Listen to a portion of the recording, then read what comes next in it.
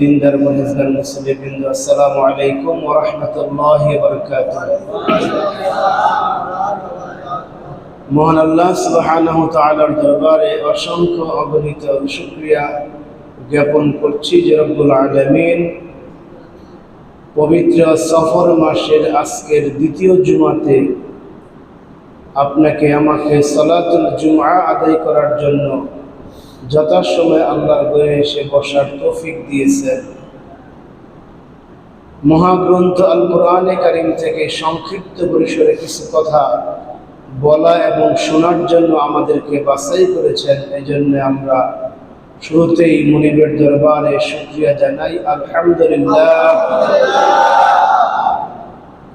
লক্ষ কোটি দরুদ এবং সালাম পেশ করছি মানবতার মহান শিক্ষক, মানবতার একমাত্র আদর্শ, সর্বকালের সর্বশ্রেষ্ঠ মহামানব আখির নবী মুহাম্মদুর রাসূলুল্লাহ সাল্লাল্লাহু আলাইহি সাল্লামের আল্লাহুম্মা সাল্লি আলা মুহাম্মদ, আল্লাহুম্মা বারিক আলা মুহাম্মদ।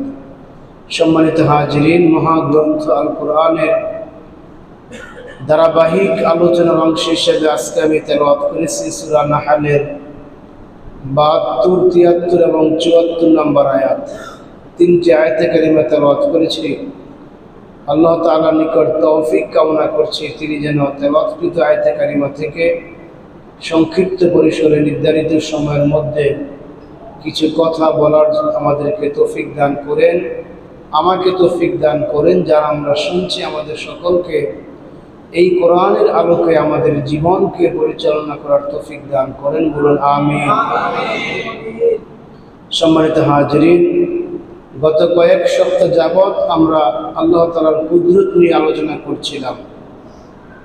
যে সকল মানুষ আল্লাহ তাআলার কুদরতে বিশ্বাসী নয়, যে সমস্ত মানুষ আল্লাহকে বাদ দিয়ে বিভিন্ন দেবদেবীকে তাদের রবের আসনে বসিয়েছে, ওই সমস্ত মানুষের সামনে আল্লাহ তাআলা তার কিছু কুদরত, তার কিছু অলৌকিক ক্ষমতা তিনি এই সমস্ত আয়াতের মাধ্যমে আমাদের সামনে উপস্থাপন করছেন। গত কয়েক সপ্তাহ যাবৎ আমরা এই সমস্ত বিষয়গুলি আলোচনা করছি। ঠিক তদ্রূপভাবে আজকেও আমি যে আয়াতে কারিমা তিনটি তেলাওয়াত করেছি, এখানেও আল্লাহ তাআলা তার অনেক কুদরত এর বহিঃপ্রকাশ ঘটিয়েছেন, যা আমরা চিন্তা করলে বুঝতে পারব, যেগুলির সাথে আমাদের বাস্তব উঠা বসা প্রতিনিয়ত। যে বিষয়গুলি আমাদের মাধ্যমে সংগঠিত হচ্ছে, এমন কিছু বিষয় এর মধ্যে যে আল্লাহ তাআলার কুদরত নিহিত আছে, সেই বিষয়গুলি আলোচনা করেছেন। যেমন ৭২ নম্বর আয়াতে আল্লাহ তাআলা তার একটা বিশাল অনুগ্রহ মানব জাতিকে দিয়েছেন, সেটা আলোচনা করছেন। ওয়াল্লাহু জাআলা লাকুম মিন আনফুসিকুম আজওয়াজা وجعل لكم من أزواجكم بنين وحفدة ورزقكم من الطيبات أفبالباطل يؤمنون وبنعمة الله هم يكفرون। এই আয়াতে কয়েকটা ভাগে আয়াতকে বিভক্ত করা হয়। প্রথম অংশে আল্লাহ বলতেছেন আল্লাহু জাআলা লাকুম মিন আনফুসিকুম আজওয়াজা। আল্লাহ তাআলা এমন এক বড় সত্তা, এমন এক বড় করুণাকামী, কল্যাণকামী, যিনি তোমাদের মানুষদেরকে সঙ্গী হিসাবে তোমাদের মানুষকেই বাছাই করার জন্য আদেশ করেছেন। তোমার স্ত্রী হিসাবে আল্লাহ তাআলা অন্য কোনো জাতি থেকে, ফেরেশতা বা জিন অথবা অন্য কোনো জাতি থেকে তোমার স্ত্রী নির্বাচন করার জন্য আল্লাহ সিদ্ধান্ত দেন নাই, বরং তিনি তোমাদের এই স্বজাতি মানুষ থেকেই প্রত্যেক পুরুষ তার স্ত্রী জাতিকে নির্বাচন করবেন। এটা আল্লাহ তাআলা একটা সিস্টেম আমাদেরকে দিয়েছেন। এটা আল্লাহ তাআলার বড় একটা অনুগ্রহ। যদি স্ত্রী হিসেবে মানুষকে আল্লাহ তাআলা অন্য কোনো প্রাণীকে গ্রহণ করার জন্য আদেশ করত, তাহলে স্বামী স্ত্রীর মধ্যে যে পারস্পরিক ভালোবাসা, আন্তরিকতা, এটা কখনো তৈরি হতো না। আল্লাহ মানুষকে যদি বলতেন যে তুমি মানুষ থেকে তোমার জীবন সঙ্গিনী গ্রহণ করো না, প্রত্যেকটা পুরুষ জিন জাতি থেকে তার জীবন সঙ্গিনী গ্রহণ করবে, অথবা ফেরেশতাদেরকে তার জীবন সঙ্গিনী গ্রহণ করবে, অথবা অন্য কোনো পশুকে তার জীবন সঙ্গিনী গ্রহণ করবে, এরকম ফরমান যদি আল্লাহ তাআলা দিতেন বা এরকম সিস্টেম যদি আল্লাহ তাআলা চালু করতেন, তাহলে স্বামী স্ত্রীর মধ্যে যে একটা বিশাল সম্পর্ক, এই সম্পর্কটা তৈরি হতো না। কারণ মানুষ একটা প্রজাতির, জিন আরেকটা প্রজাতির, ফেরেশতা আরেকটা প্রজাতির। আল্লাহ তাআলা এই অনুগ্রহ করেছেন মানুষের মধ্যে, যে আল্লাহ তাআলা এই অনুগ্রহ করেই একজন মানুষকে আরেকজন মানুষকে তার সঙ্গী হিসেবে বাছাই করার জন্য আল্লাহ নির্বাচন করেছেন। আমরা এই ঘটনা সকলেই জানি। আদম আলাইহিস সালামকে আল্লাহ তাআলা প্রথম সৃষ্টি করলেন, তিনি পৃথিবীর প্রথম মানব। তার আগে আর কোনো মানুষ পৃথিবীতে ছিল না। তাকে সৃষ্টি করার দীর্ঘদিন পর তার বাম পাজরের বাঁকা হাড় থেকে আল্লাহ তাআলা আমাদের মাতা হাওয়া আলাইহিস সালামকে সৃষ্টি করেছেন। আমরা সে ইতিহাস জানি। এটা আল্লাহ তাআলা কোরআনের বহু জায়গায় ঘোষণা করেছেন। এই আদম এবং হাওয়া আলাইহিস সালামকে সৃষ্টি করার মাধ্যমে এই দুইজনের মধ্যে আল্লাহ তাআলা একটা গভীর সম্পর্ক স্থাপন করে দিলেন, যাতে কিয়ামত পর্যন্ত প্রত্যেকটা স্বামী তার স্ত্রী, স্ত্রী তার স্বামীর সাথে একটা গভীর সম্পর্ক হয়, একটা মধুর সম্পর্ক হয়। আল্লাহ তাআলা প্রত্যেকটা মানুষের মধ্যে আধ্যাত্মিকভাবে এমন একটা ফরমান, এমন একটা সিস্টেম জারি করে দিয়েছেন, বলেন সুবহানাল্লাহ। এটা একান্ত আল্লাহর মেহেরবানি। আল্লাহ এটা জারি করে দিয়ে এই মর্মে ঘোষণা করছেন, ওয়াহুয়াল্লাযী খালাকাকুম মিন নাফসিন ওয়াহিদা ওয়া জাআলা মিনহা যাওজাহা লিয়াসকুনা ইলাইহা। আল্লাহ বললেন, তোমরা স্মরণ করো ওই রবের কথা, যে রব তোমাদেরকে এক ব্যক্তি থেকে সৃষ্টি করেছেন। প্রথমে তিনি এক ব্যক্তিকে সৃষ্টি করলেন, ওয়া জাআলা মিনহা যাওজাহা, এবং তার থেকেই তিনি তার সঙ্গিনীকে সৃষ্টি করেছেন। আদম আলাইহিস সালামকে সৃষ্টি করার পর তার বাম পাজরের বাঁকা হাড় থেকে হাওয়া আলাইহিস সালামকে সৃষ্টি করা হয়েছে। এটা হাদিস দ্বারা স্বীকৃত। কিন্তু এর প্রেক্ষিতে আরেকটা জাল হাদিস আমাদের দেশে ছড়িয়ে আছে। সেটা হলো, এরকম ঘোষণা দেওয়া হয় যে প্রত্যেকটা স্ত্রীকে তার স্বামীর পাজরের হাড় থেকে সৃষ্টি করা হয়েছে। এটা ভিত্তিহীন কথা। এই কথার কোনো ভিত্তি নাই। বরং আদম আলাইহিস সালামের পাজর থেকে হাওয়া আলাইহিস সালামকে সৃষ্টি করেছেন, যেহেতু তাদের আগে পৃথিবীতে আর কোনো মানুষ ছিল না।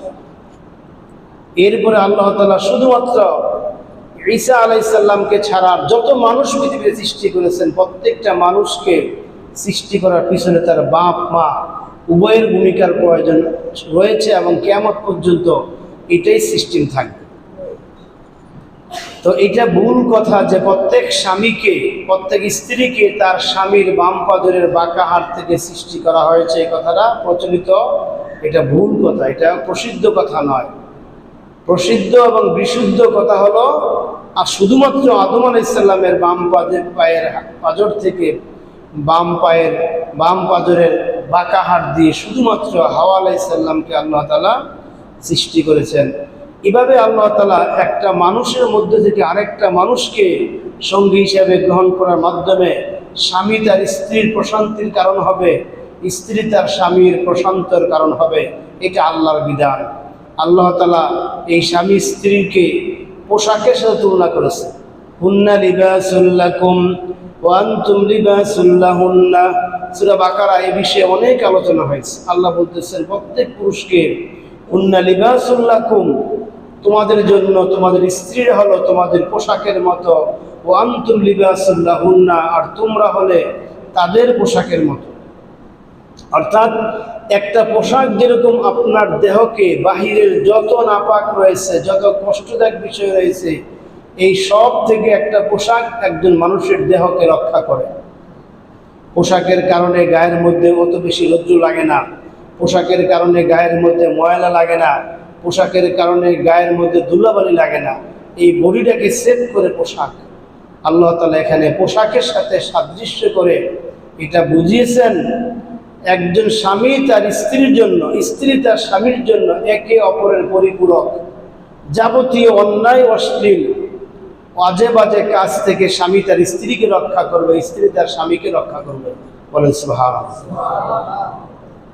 এটা হলো পোশাকের হিকমত, যে আমরা পোশাক কেন পরি? আমাদের সৌন্দর্যের জন্য। আমরা পোশাক কেন পরি?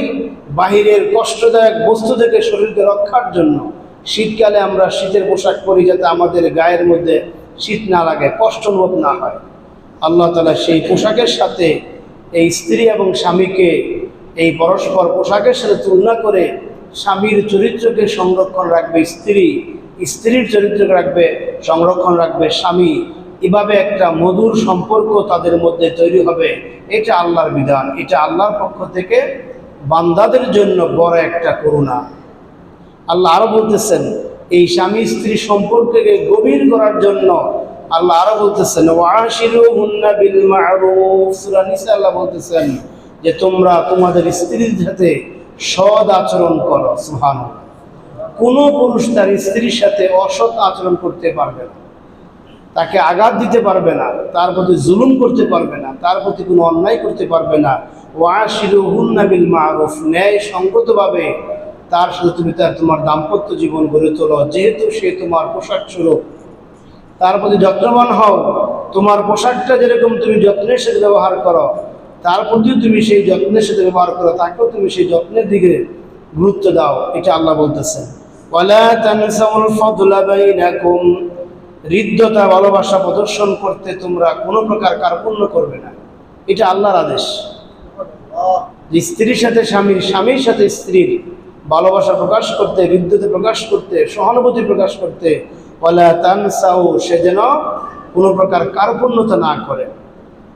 এভাবে আল্লাহ তাআলা একজন স্বামী স্ত্রীর মাধ্যমে এই গভীর সম্পর্ক সৃষ্টি করে এখানে আল্লাহ একটা বিশাল করুণা দিয়েছেন আমাদের মাঝে। বলেন সুবহানাল্লাহ। আল্লাহ যদি করুণা না করতেন তাহলে স্বামী স্ত্রীর মধ্যে এরকম গভীর সম্পর্ক হতো না। স্বামী যতই বিপদে পড়ুক না কেন, পৃথিবীর সবাই পালিয়ে গেল, স্ত্রী স্বামীর সাথেই থেকে যায়।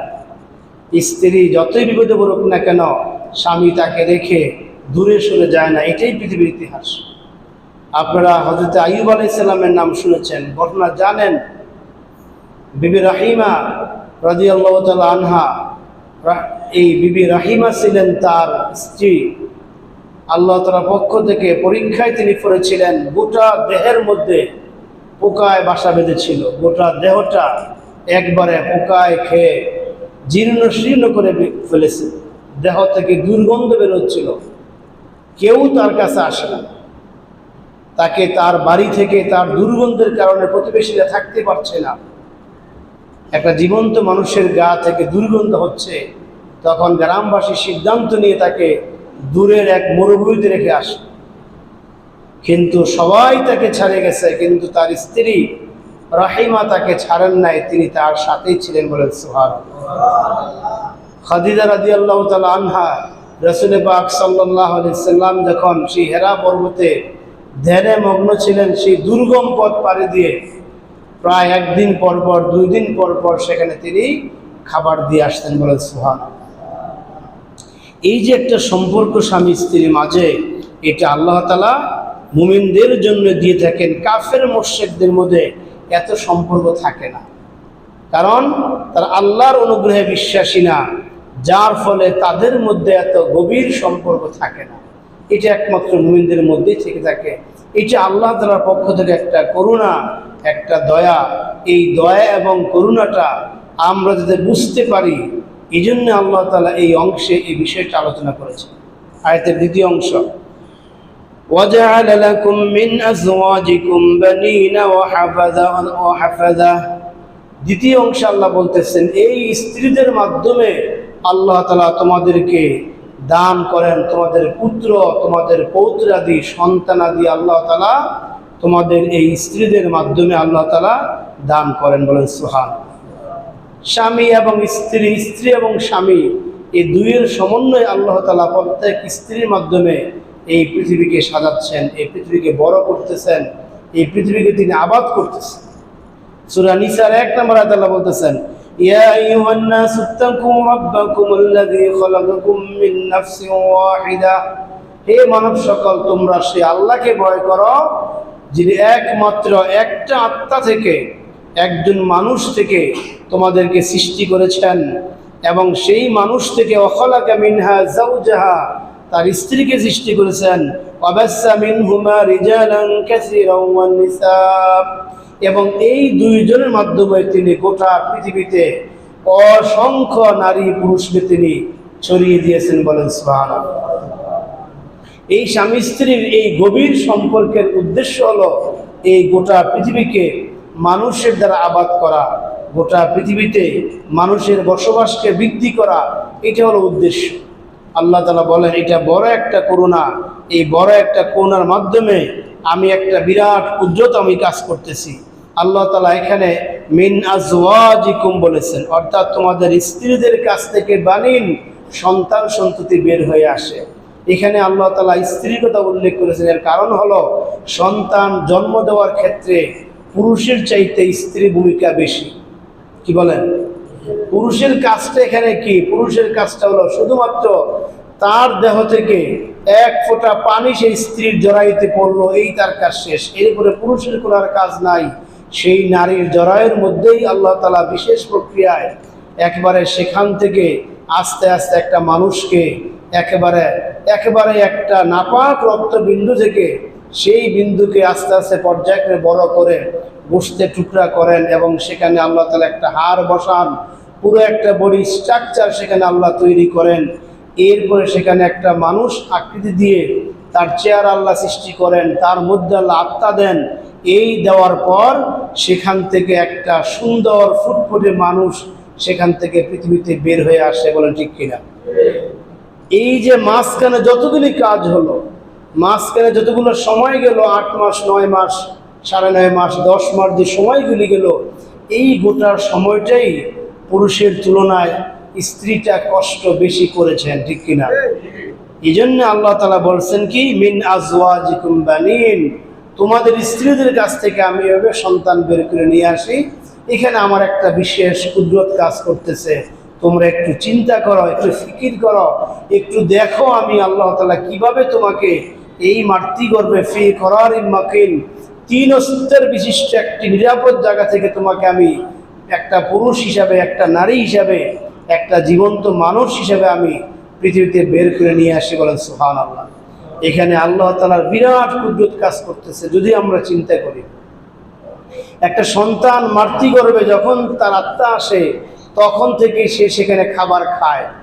আল্লাহ তাআলা তার নারী দিয়ে, যে সন্তানের নার আল্লাহ সৃষ্টি করেছেন, নারীর এই নারের মাধ্যমে নাভি দিয়ে আল্লাহ তাআলা তার খাবার সেখানে প্রবেশ করিয়ে তাকে সুন্দর সুস্থভাবে, দুনিয়ার কোনো আলো বাতাসহীনভাবে আল্লাহ তাআলা তাকে সেখানে লালন পালন করতেছেন। এখানে আল্লাহর বড় একটা কুদরত কাজ করতেছে।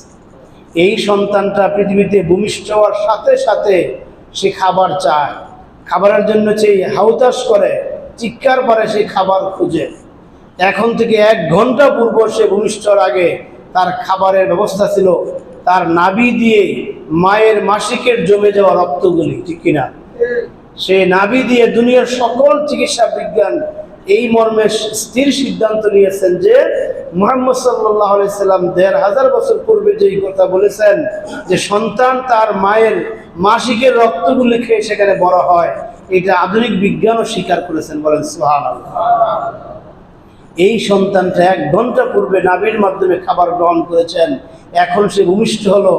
এখন পৃথিবীর কোনো শক্তি এই নাভির মাধ্যমে তার পেটে কোনো খাবার দিতে পারবে না। পারবে? এমন কোনো মেশিন আবিষ্কার হয় নাই। এখন তার খাবারের প্রয়োজনে তার মুখ ইউজ করার জন্য আমরা সবাই সিদ্ধান্ত নিই।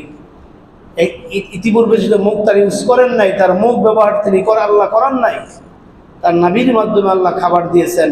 যেই খাবারগুলি আল্লাহ এতদিন খাইয়েছেন, এখন ভূমিষ্ঠ হওয়ার পর যদি আপনি তাকে ওই খাবার খাওয়ান, এই ছেলেটা মেয়েটা মারা যাবে। ঠিক কিনা? এখন তার জন্য আল্লাহ তাআলা তরল জাতীয় মায়ের দুধের ব্যবস্থা আল্লাহ তাআলা করেছেন। এই সবগুলি হলো আল্লাহ তাআলার কুদরতের বহিঃপ্রকাশ। এগুলিকে আল্লাহ তাআলা চিন্তা করার জন্য বলেছেন। এই মায়ের অবদান বেশি হওয়ার কারণে আল্লাহ তাআলা বলতেছেন মিন আজওয়াজিকুম বানিন, তোমাদের স্ত্রীদের থেকে তিনি সন্তান বের করে নিয়ে আসেন। এখানে মায়ের মর্যাদা, মায়ের ভূমিকা বেশি। সবচেয়ে বেশি কষ্ট সহ্য করেন তার মা। পিতা ওই তুলনায় তেমন কোনো কষ্ট সহ্য করতে তাকে হয় না। এই জন্য হাদিসে পাকে রাসূল পাক সাল্লাল্লাহু আলাইহি সাল্লাম পিতার তুলনায় মায়ের মর্যাদা 3 গুণ বেশি দিয়েছেন, বলেন সুবহানাল্লাহ। একজন সাহাবী এসে প্রশ্ন করলেন, ইয়া রাসূলুল্লাহ, প্রশ্ন করলেন, মান আহাক্কু বিহুসনি সাহাবাতি, যে আমার যত বন্ধু বান্ধব সঙ্গী সাথী আছে সবার মধ্যে আমার কাছ থেকে বেশি সদাচরণ পাওয়ার হক কে? কে আমার কাছে বেশি ভালোবাসা পাওয়ার অধিকার রাখে? কে আমার কাছে বেশি সম্মান পাওয়ার অধিকার রাখে? ক্বালা উম্মুকা, রাসূল বললেন তোমার মা। বলেন সুবহানাল্লাহ। প্রথম তোমার মায়ের কথা বললেন। তার মানে রাসূল পাক সাল্লাল্লাহু আলাইহি সাল্লাম এই আয়াতের আলোকে মায়ের মর্যাদাকে বহু গুণে বাড়িয়ে দিলেন, ঠিক কিনা? এরপরে সাহাবী জিজ্ঞেস করলেন, ক্বালা সুম্মা মান, এরপরে কে? রাসূল বললেন, ক্বালা উম্মুকা, তোমার মা। বলেন সুবহানাল্লাহ। ক্বালা সুম্মা মান, এরপরে কে? রাসূল বললেন, ক্বালা উম্মুকা, তোমার মা। এই 3 বার বলার পর সাহাবীর মনের প্রশ্ন হলো, দেখি আরেকবার জিজ্ঞেস করে অন্য কার কথা বলেন। জিজ্ঞেস করলেন, সুম্মা মান, ক্বালা আবুকা, তোমার পিতা। এই 3 বার বলার পর 4 বারের মাথায় বললেন, এরপর অধিকার হলো তোমার পিতার। বলেন সুবহানাল্লাহ। এভাবে আল্লাহ তাআলা মায়ের মর্যাদাকে বাড়িয়েছেন। পৃথিবীর প্রত্যেকটা মানুষ, প্রত্যেকটা আদমের সন্তানের উচিত হলো তার মাকে এভাবে মর্যাদা দেওয়া, যেভাবে আল্লাহ তাআলা তার মায়ের মর্যাদা নিশ্চিত করেছেন। রাসূল পাক সাল্লাল্লাহু আলাইহি সাল্লাম হাদিসের মাধ্যমে যেভাবে তার মায়ের মর্যাদা বৃদ্ধি করেছেন, এটা প্রত্যেকটা মানুষের নৈতিক দায়িত্ব। সম্মানিত হাজরিন, এরপরে আল্লাহ বলতেছেন, সন্তান আসে আর কি আসে? ওয়াহাফাদাতান, এবং তোমাদের পরবর্তী জেনারেশন আসে। এই হাফাদাতান শব্দটা যদিও এখানে নাতিপুতি অর্থে আসছে, কিন্তু এই শব্দের শাব্দিক অর্থ হলো সাহায্যকারী। এই শব্দের শাব্দিক অর্থ হলো অনুগ্রহকারী। অর্থাৎ তোমার সেই প্রজন্ম আসবে তোমার স্ত্রীদের মাধ্যমে, যেই প্রজন্মরা, যেই সন্তানরা প্রত্যেক পিতামাতার জন্য অনুগ্রহশীল হবে, প্রত্যেক পিতামাতাকে তারা সাহায্য সহযোগিতা করবে, প্রত্যেক পিতামাতার বিপদে এই সন্তানগুলি এগিয়ে আসবে। এটা হলো এই হাফাদা শব্দের ব্যাখ্যা, যে আল্লাহ তাআলা এমন সন্তান আদি তোমার মাধ্যমে বের করে দিবেন, যেই সন্তানরা তোমাদের যে কোনো বিপদে, তোমাদের যে কোনো কাজে তোমাদের পক্ষে থাকবে। সন্তান সারা জীবনে পিতামাতার পক্ষে থাকবে। পিতামাতা অন্যায়কারী হলো, সন্তানের উপর পিতামাতা কোনো কারণে জুলুম করলেও সেই সন্তানকে পিতামাতার অনুগত বাধ্যগতই থাকতে হবে। এটাই আল্লাহর বিধান, এটা আল্লাহর বিধান। আর এভাবেই আমাদের মধ্যে দুনিয়াতে শান্তি প্রতিষ্ঠিত থাকবে। পিতামাতার অবাধ্য যদি কোনো সন্তান হয়ে যায়, পিতামাতার কথা যদি কোনো সন্তান না শুনে, অনুগ্রহশীল যদি না হয়, পিতামাতার সেবায় যদি সন্তান এগিয়ে না আসে, তাহলে এই সমাজের মধ্যে, এই দেশের মধ্যে বিশৃঙ্খলা সৃষ্টি হয়, ঠিক কিনা? এই জন্য কোনো মুসলমানের সন্তান পিতামাতার অবাধ্য হয় না। রাসূল পাক সাল্লাল্লাহু আলাইহি সাল্লাম বলেন, 2 প্রকার অন্যায়ের শাস্তি আল্লাহ তাআলা দুনিয়ায় দেন এবং পরকালও দিবেন। আমরা যত অন্যায় করি এর মধ্যে কিছু কিছু অন্যায়ের শাস্তি আল্লাহ দুনিয়ায় দিবেন, আবার এই দুনিয়ায় দেওয়ার কারণে আখিরাতে আল্লাহ নাও দিতে পারেন। এটা আল্লাহর অনুগ্রহ। এই মর্মে কোনো ঘোষণা হয় নাই, কিন্তু 2 প্রকার শাস্তির ঘোষণা হয়েছে। দুনিয়াতে আল্লাহ শাস্তি দিবেন, আখিরাতেও দিবেন। এই 2 প্রকারের মধ্যে এক প্রকার হলো পিতামাতার অবাধ্যতা হওয়া। পিতামাতার অবাধ্য সন্তানকে আল্লাহ তাআলা দুনিয়ায় শাস্তি দিবেন এবং আখিরাতেও শাস্তি দিবেন।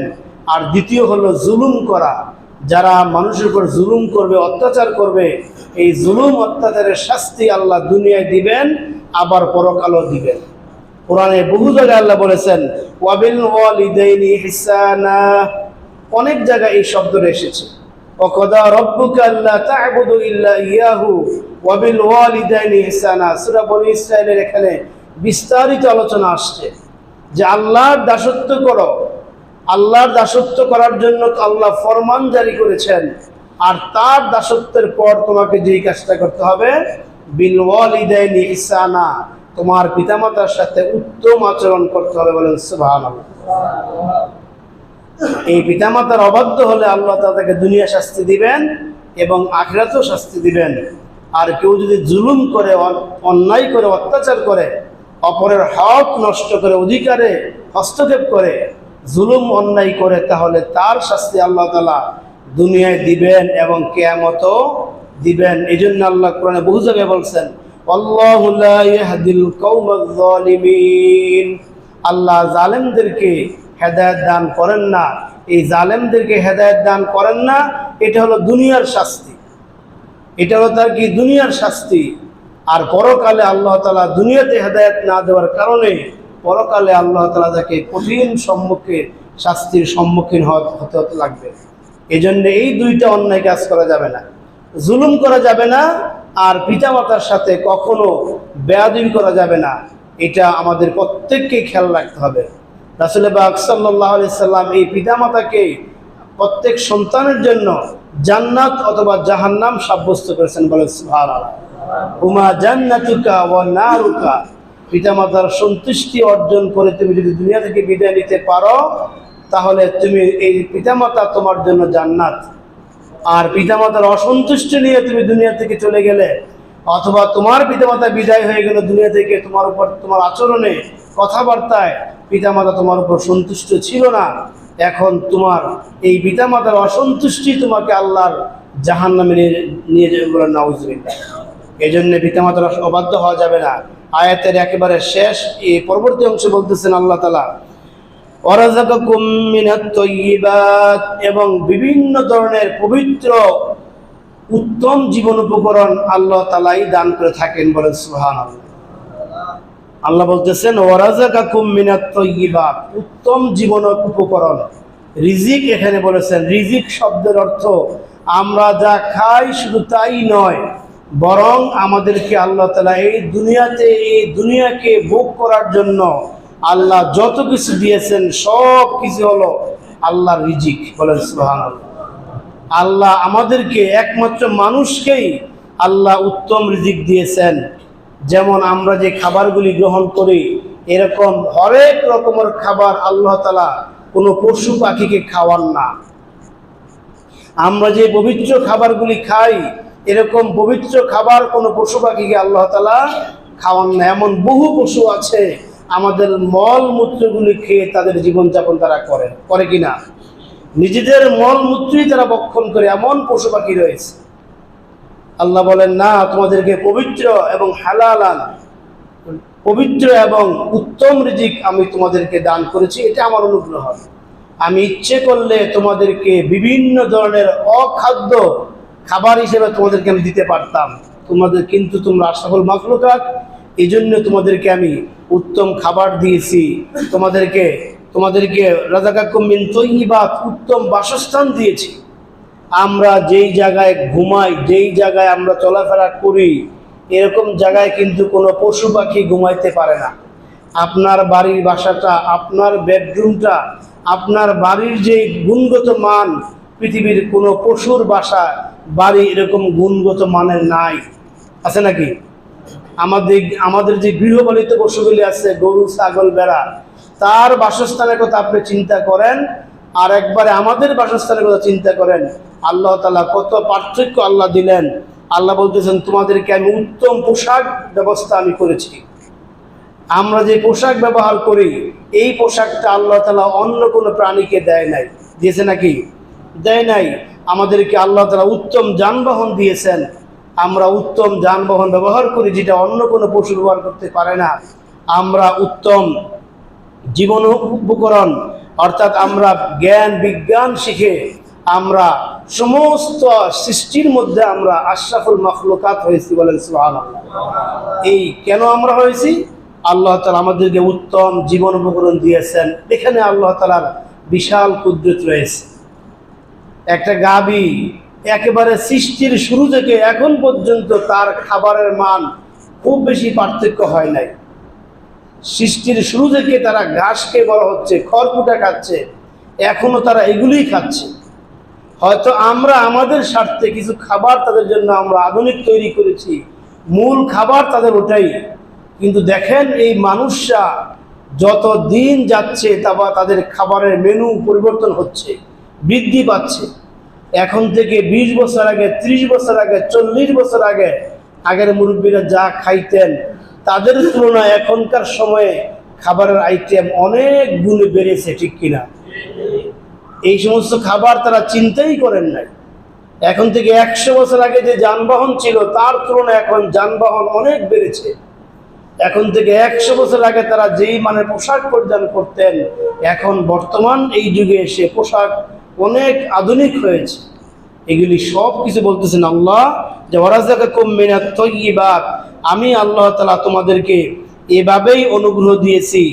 এত কিছু দেওয়ার পরও আল্লাহ তাআলার এই নিয়ামতগুলিকে অনেক কাফের মুশরিকরা অস্বীকার করছে। আয়াতের শেষ অংশে আল্লাহ বলতেছেন আফাবিল বাতিল ইউমিনুন, আমি এত কিছু দেওয়ার পরও তোমরা অনেকেই বাতিলকে মেনে নাও, অনেকেই তোমরা অবিনিমাতিল্লাহি হুম ইয়াকফুরুন, আল্লাহর এই নিয়ামতগুলোকে অস্বীকার করো।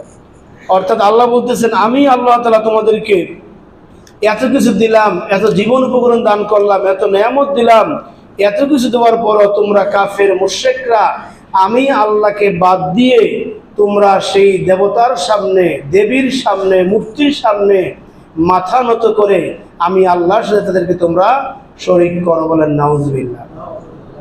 মক্কার কাফেরদেরকে আল্লাহ তাআলা তার কুদরতের এই বিষয়গুলি এখানে উল্লেখ করেছেন এই আয়াতে। তিনি এটা বুঝাতে চেয়েছেন যে তোমরা জানো যে আমি আল্লাহ গোটা পৃথিবী সৃষ্টি করেছি। মক্কার কাফেররা বিশ্বাস ছিল যে আল্লাহই স্রষ্টা, তিনি আমাদের হায়াতের মালিক, তিনি আমাদের খাওয়ান, তিনি পড়ান, এই বিশ্বাস তাদের ছিল। কিন্তু এই বিশ্বাসের পাশাপাশি বিভিন্ন দেবী দেবতাকে তারা আল্লাহর সাথে শরীক করত, যে এই দেবতার উসিলায় আল্লাহ আমাকে খাওয়াচ্ছেন। বলেন নাউজুবিল্লাহ। এই দেবতার মাধ্যমে আল্লাহ তাআলা আমাকে উত্তম জীবন দান করেছেন, এরকম বিভিন্ন মাধ্যম তারা গ্রহণ করত।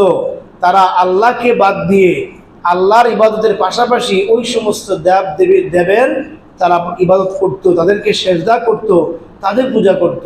আল্লাহ তাআলা এই বিষয়গুলি এখানে সমালোচনা করেছেন। পরায়াতে বলতেছেন ওয়ায়াবুদুনা মিন দুনিল্লাহ মা লা ইয়ামলিকু লাহুম রিজকাম মিনাস সামাওয়াতি ওয়াল আরদি শাইআ।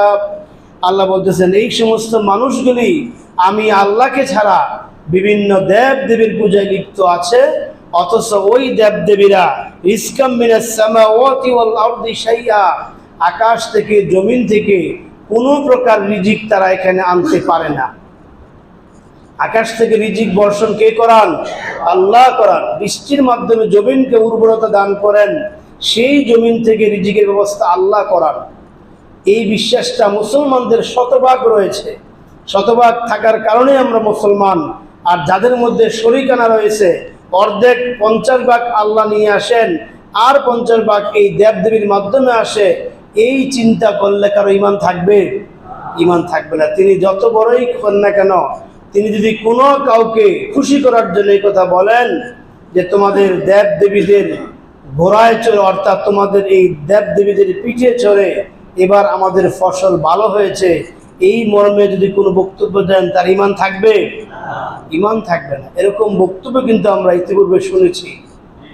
যখন আমাদের দেশের নেতৃবৃন্দরা, নেতারা যখন পূজার ঘরে যায়, পূজা মণ্ডপে যায়, তখন তারা এরকম বক্তব্য দেয় যে এবারের এই দুর্গা মায়ের গজে চড়ে আসার কারণে আমাদের দেশের ফসল এবার খুব ভালো হয়েছে। নাউজুবিল্লাহ।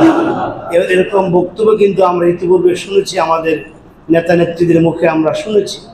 এগুলি একেবারেই কুফরি বক্তব্য। সেই মক্কার জাহেলরা, কাফেররা এই বক্তব্যগুলো তারা পেশ করতেন, যার ফলে আল্লাহ বললেন যে তারা ওয়ায়াবুদুনা মিন দুনিল্লাহ, আল্লাহ ছাড়া তারা এমন কিছু দেব দেবীর পূজায় লিপ্ত, লা ইয়ামলিকু লাহুম রিজকাম মিনাস সামাওয়াতি ওয়াল আরদি শাইআ, যে আসমান এবং জমিন থেকে কোনো প্রকার রিজিক নিয়ে আসতে পারে না।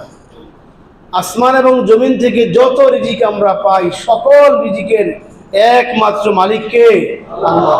এই পৃথিবীতে যত প্রাণী আছে, যত প্রাণী রিজিক বক্ষণ করছে, সমস্ত প্রাণীর রিজিকের সংস্থাপন একমাত্র আল্লাহ করে থাকেন। বলেন সুবহানাল্লাহ। শুধু করে থাকেন না, কে কি পরিমাণ রিজিক খাবে এটা আল্লাহ তাআলা আগেই তার আমলনামায় লিখে দিয়েছেন। বলেন সুবহানাল্লাহ। ওয়ামা মিন দাব্বাতিন ফিল আরদি ইল্লা আলাল্লাহি রিজকুহা। আল্লাহ বলতেছেন পৃথিবীতে যত বিচরণশীল প্রাণী আছে, সমস্ত প্রাণীর রিজিকের ব্যবস্থা আল্লাহ তাআলা করে থাকেন, বলেন সুবহানাল্লাহ। ওয়া ইয়ালামু মুস্তাকরাহা ওয়া মুস্তাওদাআহা কুল্লুম ফি কিতাবিম মুবিন। শুধু তাই নয়, সে কি পরিমাণ খাবার খাবে, কোথায় যাবে, কোথায় ঘুমাবে, কোথায় শুবে, কোথায় তার শেষ নিঃশ্বাস ত্যাগ হবে, এটাও আল্লাহ তাআলা তার কুল্লিন ফি কিতাবিম মুবিন, এই প্রত্যেকটা বিষয় আল্লাহ তাআলা স্পষ্ট কিতাবে লিখে দিয়েছেন, বলেন সুবহানাল্লাহ। আমাদের প্রত্যেকটা মানুষের এই যে একটা কপাল রয়েছে, এই কপালের মধ্যে আল্লাহ সব লিখে দিয়েছেন, বলেন সুবহানাল্লাহ। আমি কয় দিন বাঁচবো, কয় মুহূর্ত বাঁচবো, কতদিন আমার ক্ষমতা থাকবে, কতদিন আমি কত লোকমা খাবার গ্রহণ করব, কত লিটার পানি খাবো, কবে আমার জান কবজ হবে, সব কিছু আল্লাহ তাআলা এখানে লিখে রেখেছেন, বলেন সুবহানাল্লাহ।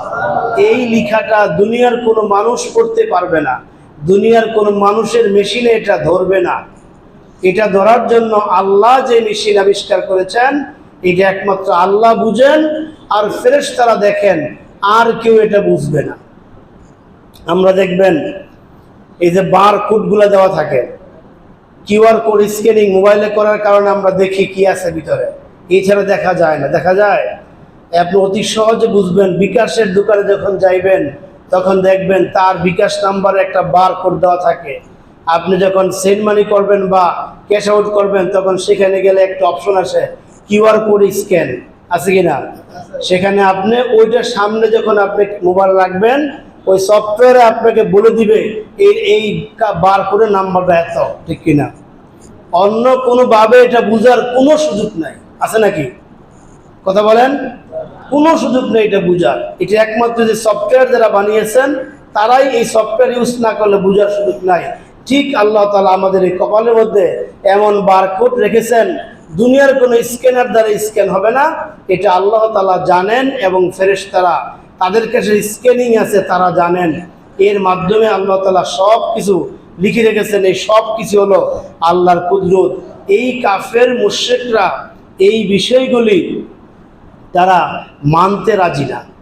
তারা এই আল্লাহ প্রদত্ত এই বিষয়গুলি না মানার কারণে তারা বিভিন্ন দেব দেবীকে আল্লাহর সাথে শরীক করত, আল্লাহর সাথে শরীক করত। তারা এটা মনে করত যে আল্লাহ তাআলা এই দেবতাকে বৃষ্টির দায়িত্ব দিয়েছেন, আল্লাহ তাআলা এই দেবতাকে রিজিকের দায়িত্ব দিয়েছেন, আল্লাহ তাআলা এই দেবতাকে হায়াতের মালিক বানিয়েছেন, আল্লাহ তাআলা এই দেবতাকে আমার ভাগ্যের সমস্ত কল্যাণ ও কল্যাণের মালিক বানিয়েছেন, এই দেবতার কাছে আল্লাহ তাআলা সন্তানের মালিক দিয়েছেন, এর কাছে সন্তান চাইলে আল্লাহ সন্তান দেবেন, বলেন নাউজুবিল্লাহ।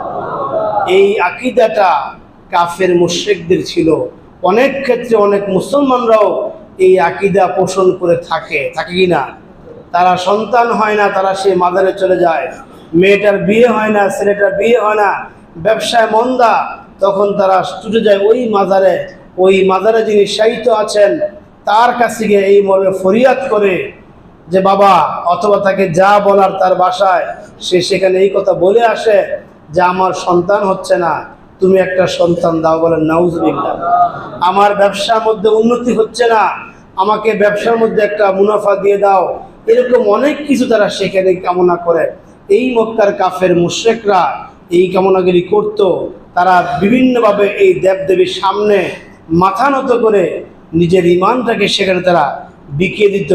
আল্লাহ তাআলা তাদের এই কাজের সমালোচনা করে বলতেছেন, ফালা তাদরিবু লিল্লাহিল আমসালা, সুতরাং তোমরা কোনো মুসলমানরা তাদের মতো আল্লাহর সহিত অন্য কাউকে শরীক করো না, অন্য কাউকে আল্লাহর সদৃশ্য স্থির করো না। এটা আমাদেরকে আল্লাহ এই 3 নম্বর আয়াতে 74 নম্বর আয়াতে আল্লাহ আমাদেরকে রিমাইন্ডার দিচ্ছেন, ফালা তাদরিবু লিল্লাহিল আমসালা, যে তোমরা আল্লাহর সহিত আল্লাহর সাথে কোনো উপমা তোমরা সদৃশ্য মনে করবে না। অর্থাৎ যা দেওয়ার সব কিছু আল্লাহ দেন। অল কদরি খায়রি মিনা শাররি মিনাল্লাহি তাআলা, আমরা যা কিছু পাই সব কিছু কার পক্ষ থেকে?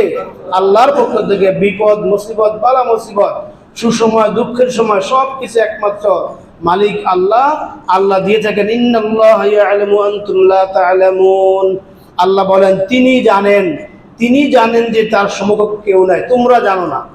গোটা পৃথিবী পরিচালনা করতে গিয়ে একমাত্র আল্লাহ জানেন যে ইন্নাল্লাহ ইয়ালামু, তিনি জানেন এই গোটা পৃথিবী পরিচালনা করতে গিয়ে তার সমকক্ষ আর কেউ নাই। ওয়া আনতুম লা তা'লামুন, তোমরা এই বিষয়ে জানো না, তোমাদের জ্ঞান সীমিত, তোমরা বিভিন্নভাবে ধোঁকা হয়ে প্রতারিত হয়ে আমার সাথে অন্যকে শরীক করো।